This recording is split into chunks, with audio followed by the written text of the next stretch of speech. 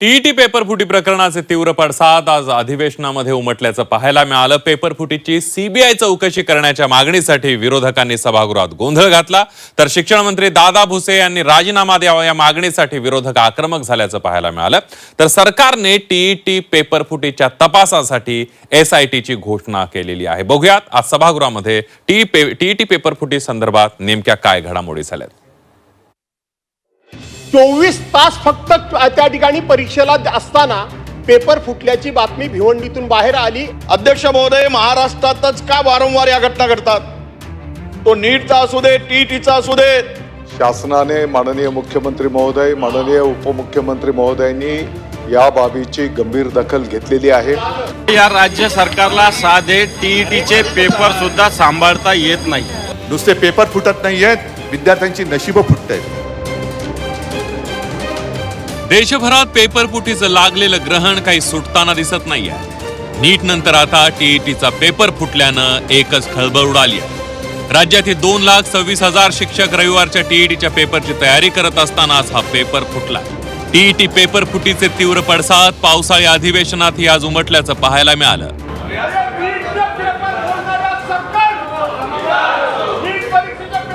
विरोधकांनी सकाळी विधिमंडळाच्या पायऱ्यांवर आंदोलन करत टीईटी पेपरफुटी विरोधात आक्रमक पवित्रा घेतल्याचं पाहायला मिळालं। यावेळी सरकार विरोधात जोरदार घोषणाबाजी करण्यात आली, तर शिक्षण मंत्री दादा भुसे यांच्या राजीनाम्याची ही मागणी करण्यात आली। टीईटी पेपरफुटीवरून विधान परिषदेत विरोधकांनी जोरदार गोंधळ घातला। या पेपरफुटीच्या प्रकरणाची विरोधकांकडून सीबीआय चौकशी करण्याची मागणी करण्यात आली आहे। विरोधकांकडून विधानसभेत स्थगन प्रस्ताव मांडण्यात आला। शिवसेना युबीडीचे आमदार भास्कर जाधव यांनी हा स्थगन प्रस्ताव मांडला। यावेळी वारंवार होणाऱ्या पेपरफुटीमुळे महाराष्ट्राची देशभर बदनामी होते अशी टीका काँग्रेस नेते विजय वडेट्टीवार यांनी केली। अधिवेशन सुरू असल्यामुळे उभा महाराष्ट्र वाट बघतोय की आपण या संदर्भामध्ये नक्की काय निर्णय घेताय किंवा सरकार म्हणून सरकारची भूमिका सरकार काय बजावतंय। त्यामुळे अध्यक्ष महोदय, माझा स्थगन प्रस्तावाचा मुद्दा हा आहे की आजचं सभागृहासमोरचं सगळं कामकाज आपण बाजूला ठेवा।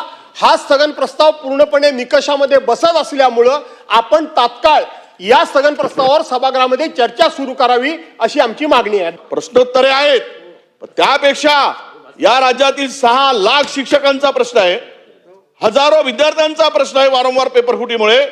त्यामुळे ही चर्चा सभागृह सुरू असताना व्हावी, ते सगळं कामकाज बंद करून यावर चर्चा करावी आणि सरकारने यावर काय ठोस काम करते, सरकार निर्णय घेत आहे हे महाराष्ट्राला कळू द्यावं अशी आमची विनंती आहे अध्यक्ष महोदय। दरम्यान स्थगन प्रस्तावावर बोलताना दादा भुसे यांनी सभागृहात उत्तर देत टीईटी पेपरफुटी प्रकरणी एसआयटी गठीत करण्याची माहिती विधानसभेत दिली आहे।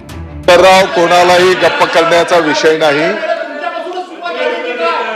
अध्यक्ष महोदय, टीईटीच्या परीक्षेच्या संदर्भामध्ये जो काही मुद्दा या ठिकाणी उपस्थित झालेला आहे, शासनाने माननीय मुख्यमंत्री महोदय, माननीय उपमुख्यमंत्री महोदयांनी या बाबीची गंभीर दखल घेतलेली आहे।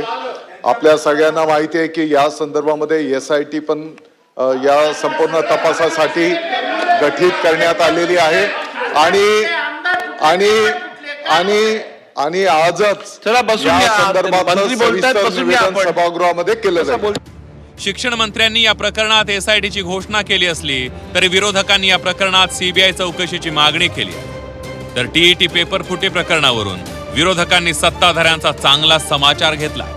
सरकारचा खासदारांसह पेपर फोडण्यातही पुढाकार असल्याचं म्हणत ठाकरेंच्या शिवसेनेचे नेते अंबादास दानवे यांनी सरकारवर हल्लाबोल केला। तर पेपरफुटीत भाजपच्या लोकांचा हात असल्याचा गंभीर आरोप नाना पटोले यांनी केला।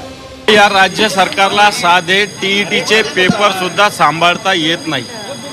6 लाख शिक्षकांची ही परीक्षा आहे टीईटीची, हिचा साधा पेपर सांभाळता येत नाही। भिवंडीमध्ये कोट्यावधी रुपयाचा व्यवहार करून हे पेपर विकल्याचे आणि याच्यामध्ये शिक्षण मंत्र्याचा काही लोकांचा हात असल्याचे पुरावे समोर येत आहेत। नीटची परीक्षा नीट झाली नाही, नीटचं सुद्धा केंद्रस्थान पेपर फोडीचं हे महाराष्ट्र होतं।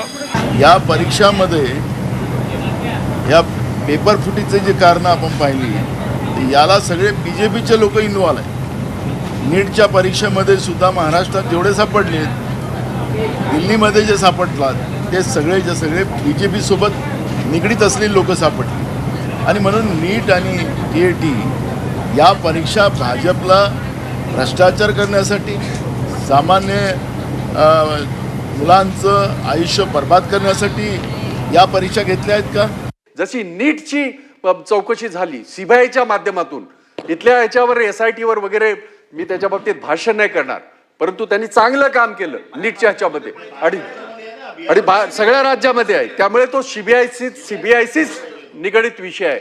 त्यामुळे त्याची चौकशी CBI कडे जाण्यासाठी सुद्धा आम्ही धागेदोरे देतो ना, आपल्याला बिहारचे धागेदोरे देतो, बाकीच्या राज्यातले धागेदोरे देतो, परंतु संधी द्या आम्हाला या बाबतीमध्ये, आम्हाला सगळ्यांना बोलण्याची संधी द्या. तर दुसरीकडे माजी मुख्यमंत्री उद्धव ठाकरे यांनीही पेपर फुटीवरून सरकारवर हल्लाबोल केलाय. नुसते पेपर नाही तर मुलांचं नशीब फुटलंय. पेपर फुटत असताना सत्ताधारी खासदार फोडाफोडीत व्यस्त असल्याचा हल्लाबोल उद्धव ठाकरे यांनी सत्ताधाऱ्यांवर केला. नुसते पेपर फुटत नाहीयेत, विद्यार्थ्यांची नशीब फुटत आहेत. नुसतं काही नीटचा पेपर फुटला, जय श्रीराम, TETचा पेपर फुटला, जय श्रीराम, दुष्काळ पडला, जय श्रीराम, मालाला शेतकऱ्याच्या शेतमालाला हमी भाव नाही, जय श्रीराम. नाही, हे आमचं हिंदुत्व नाही आहे. आमचं हिंदुत्व आहे हृदयात राम, हाताला काम आणि शेतमालाला दाम, हे देणारं आमचं हिंदुत्व आहे. दरम्यान TET पेपर फुटी विरोधात राज्यभरात अनेक ठिकाणी आंदोलनं करण्यात आली आहे. पुणे आणि यवतमाळमध्ये युवक काँग्रेसनं आंदोलन करत TET पेपर फुटीचा निषेध केला. यावेळी काँग्रेसकडून दादा भुसे यांच्या राजीनाम्याची ही मागणी करण्यात आली. तर पुण्यात मनसेनं आंदोलन करत TET पेपर फुटीचा निषेध केला आणि सरकार विरोधात घोषणाबाजी केली.